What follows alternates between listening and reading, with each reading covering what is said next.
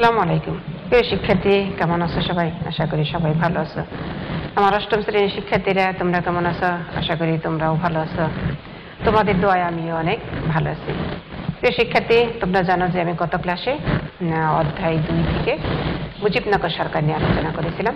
আজ আমি একই অধ্যায় থেকে বাংলাদেশের গণহত্যা বা গণহত্যার প্রস্তুতি এই বিষয় নিয়ে আলোচনা করব। প্রিয় শিক্ষার্থী, আজকের ক্লাসে সবাইকে আমন্ত্রণ।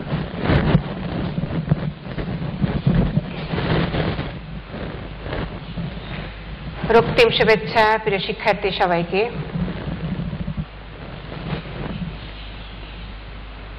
আমরা একটা ভিডিও দেখি।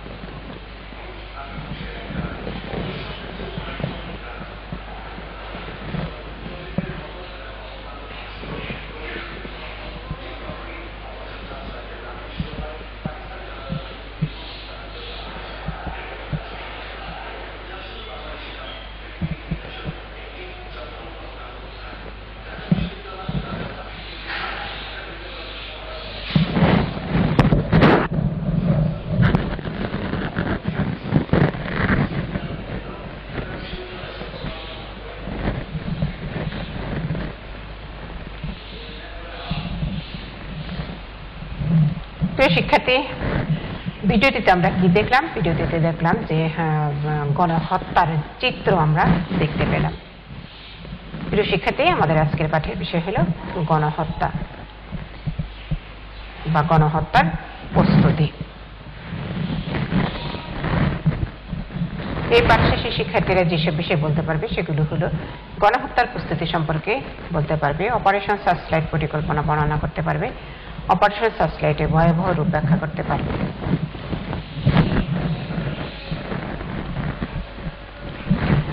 পহেলা মার্চ, 3 মার্চ, 15 মার্চ,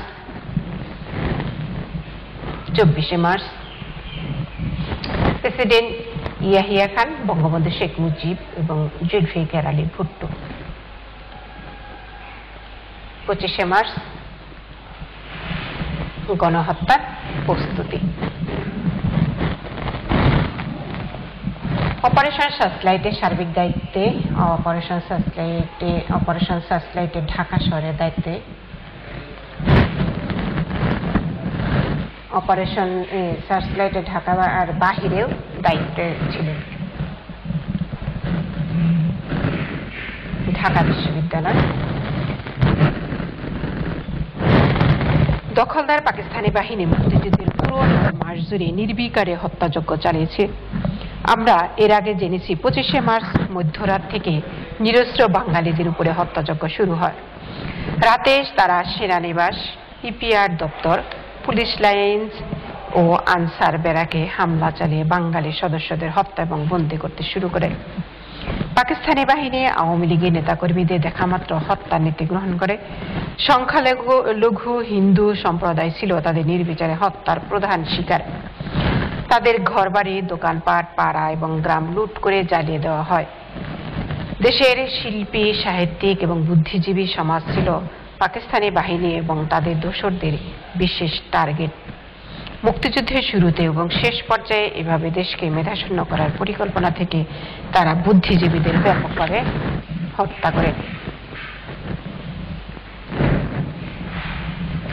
ঢাকা বিশ্ববিদ্যালয়ের জহুরুল হক হল, জগন্নাথ হল, রোকেয়া হল 25 মার্চ রাতের গণহত্যায় এইভাবে মানুষকে হত্যা করে রাস্তায় বিভিন্ন স্থানে ফেলে রাখা হয়েছিল।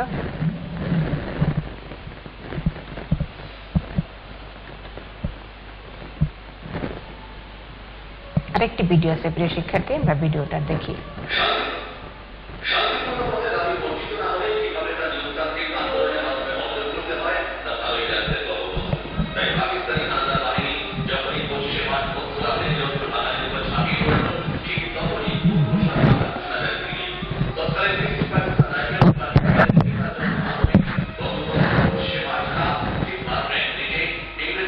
ছাত্র সেবা প্রশস্ত হলে বাংলাদেশের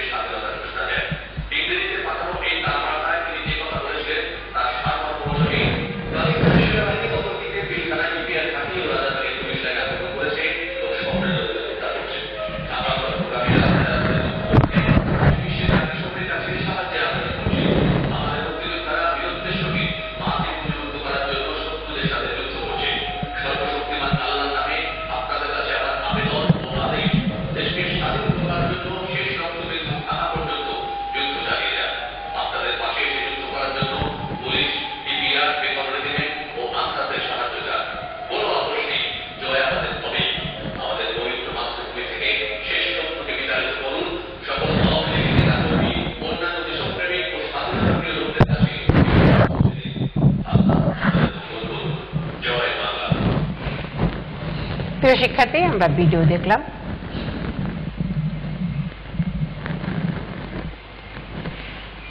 ভিডিওর মাধ্যমে দেখা গেল যে বঙ্গবন্ধু বাংলাদেশের স্বাধীনতা ঘোষণা করে এবং বাংলাদেশের মাটিতে একটা সূত্র থাকা পর্যন্ত যুদ্ধ চালিয়ে যাওয়ার নির্দেশ দিলেন। দেশের অভ্যন্তরে মানুষ ছিল অবরুদ্ধ।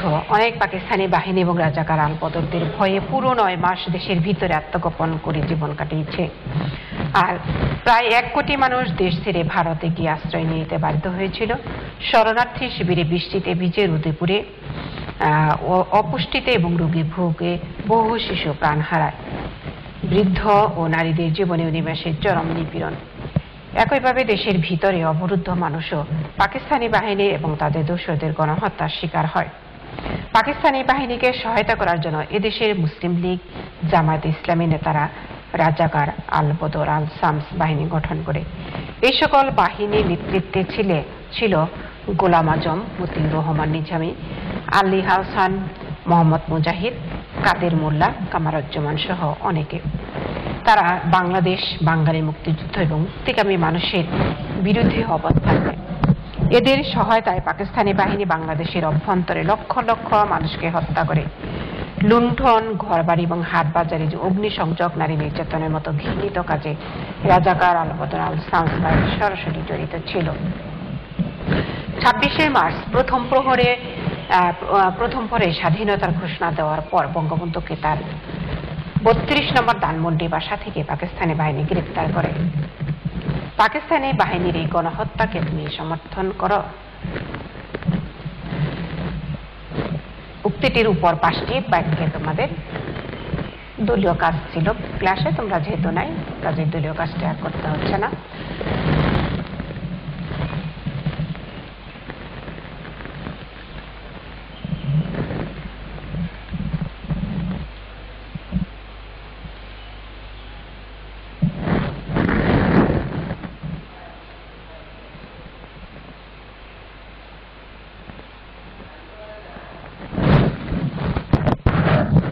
তেসরা ডিসেম্বর 1971 সালে যৌথ বাহিনীর আক্রমণের ফলে পাকিস্তানের পরাজয় যখন নিশ্চিত, তখন তারা বাংলাদেশকে মেধাশূন্য করার নীল নকশা তৈরি করে। এই পরিকল্পনা অনুযায়ী বাংলার শ্রেষ্ঠ সন্তান, বুদ্ধিজীবী, শিক্ষক, সাংবাদিক, চিকিৎসক, সঙ্গীতজ্ঞদের ধরে নিয়ে নির্মম নির্যাতন, হত্যা করে। 1971 সালে 10 থেকে 14 ডিসেম্বর এই নির্মম হত্যাকাণ্ডের শিকার হন ঢাকা বিশ্ববিদ্যালয়ের অধ্যাপক চন্দ্র দে, শহীদুল্লাহ, কায়সার, মুনির চৌধুরী এবং জ্যোতির্ময় গুহ ঠাকুরতা, চিকিৎসক ডাক্তার ফজলে রাব্বি ও ডাক্তার আলিম চৌধুরী, সাংবাদিক নিজামুদ্দিন এবং সিরাজউদ্দিন হোসেন, দানবীর অনতা প্রসাদ সাহা, নতুন চন্দ্র সিংহ, রাজনীতিবিদ ধীরেন দত্ত, মুশিউর রহমান, লেখিকা সেলিনা পারভিন, মেহেরুন্নেসা, সাহিত্যিক শহীদ সাবের এবং আনোয়ার পাশা, সঙ্গীতজ্ঞ আলতাফ মাহমুদের মতো বরেণ্য ব্যক্তিবর্গ। বিজয় অর্জনের পরে এবং এসব সূর্য সন্তানদের লাশ রায়ের বাজার সহ বিভিন্ন বধ্যভূমিতে পাওয়া যায়। অনেকের লাশ আবার পাওয়া যায়নি। দেশের ভিতরে সংগঠিত হয় নিরপরাধ, লক্ষ লক্ষ নারী, পুরুষ, শিশু এবং বৃদ্ধদের হত্যা, লুণ্ঠন, অগ্নিসংযোগ প্রভৃতি মানবতা বিরোধী কর্মকাণ্ড। এই অপরাধের দায় পাকিস্তানি হানাদার বাহিনী এবং তাদের দেশীয় দস্যু রাজাকার, আল-বদর, আল-শামস বাহিনীর উপরে বর্তায়। এই পরিকল্পিত হত্যাকাণ্ড চালাতে গিয়ে পাকিস্তানি বাহিনী এবং তাদের দস্যুরা দেশের অনেক বধ্যভূমি তৈরি করেছে।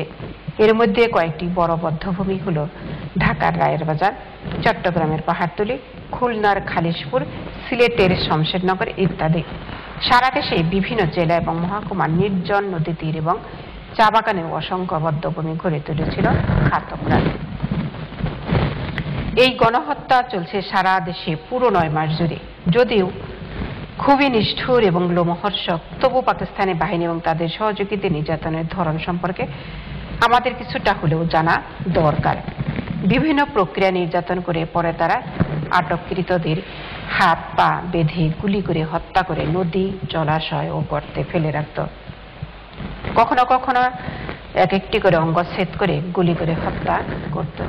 চোখ উপড়ে ফেলা, মাথায় আঘাত করে চূর্ণ বিচ্ছিন্ন করা, মুখ থেতলে দেওয়া, বেলট এবং ধারালো অস্ত্র দিয়ে হৃৎপিণ্ড উপড়ে ফেলা, আঙ্গুলের সূচ ফোটানো, নখ উপড়ে ফেলা, শরীরের চামড়া কেটে লবণ এবং মরিচ দেওয়া ছিল অত্যাচারের নিষ্ঠুর ধরন। বন্দিশালা এবং বদ্ধভূমি থেকে বেঁচে আসা অনেকের কাছ থেকে এইরকম তথ্য পাওয়া যায়, যার ভয়াবহ চিত্র ভাষায় প্রকাশ করা যায় না। মূল্যায়নের যে প্রথম প্রশ্নটা আছে, 25শে মার্চের কখন পাক সেনারা রাস্তায় বের হন? রাত 11:30, রাত 10:45, রাত 11:15, রাত 10:30।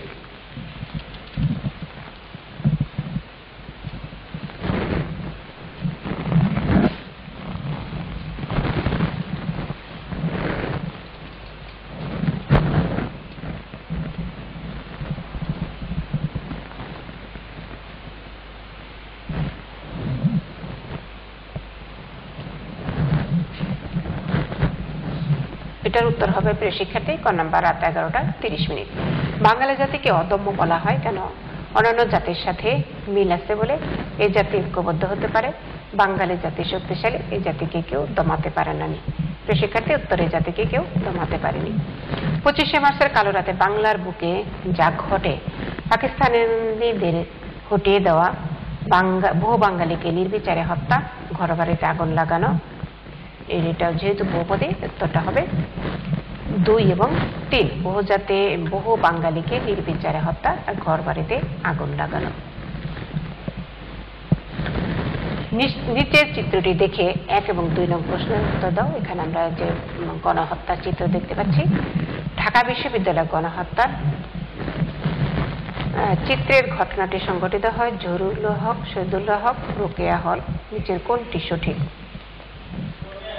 প্রিয় শিক্ষার্থী, 1, 2, 3 উত্তর হবে জহুরুল হক হল, শহীদুল্লাহ হক, রোকেয়া হলে, সব হলে এই গণহত্যা চলেছিল। প্রিয় শিক্ষার্থী, এখানে একটা বাড়ির কাজ আছে। অপারেশন সার্চ লাইটের সময় যে গণহত্যা হয়েছে তা ছিল নিষ্ঠুর এবং অমানবিক ঘটনার বিবরণ দাও।